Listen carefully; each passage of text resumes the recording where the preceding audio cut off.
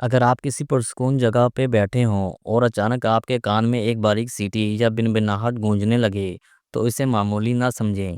روحانی علم کے مطابق یہ اس بات کا اشارہ ہے کہ آپ کی چھٹی اس بیدار ہو رہی ہے، یا کائنات آپ کو کسی آنے والے خطرے یا بڑی تبدیلی سے آگاہ کرنا چاہتی ہے۔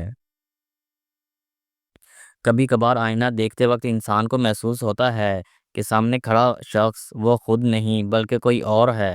نفسیات میں اسے ایک خاص کیفیت کہا جاتا ہے، لیکن روحانی طور پر یہ اس بات کی علامت ہے کہ آپ کی روح اس مادی دنیا کی دوڑ سے تھک چکی ہے اور اسے اب ذکر الہہ اور باطنی سکون کی اشد ضرورت ہے۔ عام طور پر لوگ تسبیح کے ٹوٹنے کو برا شگون سمجھتے ہیں، لیکن حقیقت اس کے برعکس ہے۔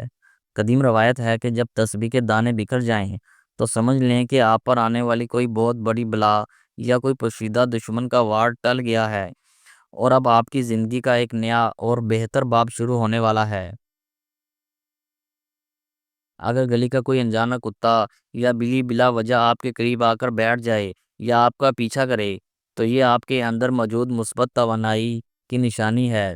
جانور ان لوگوں کی طرف کھنچے چلے آتے ہیں جن کے دل صاف ہوں اور جن کی روح میں سکون ہو۔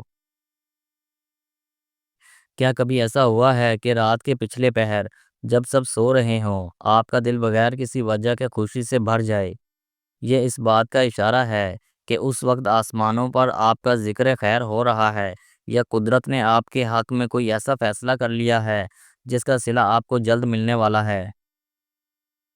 اگر آپ خواب میں بار بار پرانے قلعے، کھنڈرات یا قدیم بستیاں دیکھتے ہیں تو یہ اس بات کی علامت ہے کہ آپ کے اندر کوئی ایسی موروثی صلاحیت موجود ہے جو نسلوں سے چلی آ رہی ہے، مگر آپ نے اب تک اسے پہچانا نہیں۔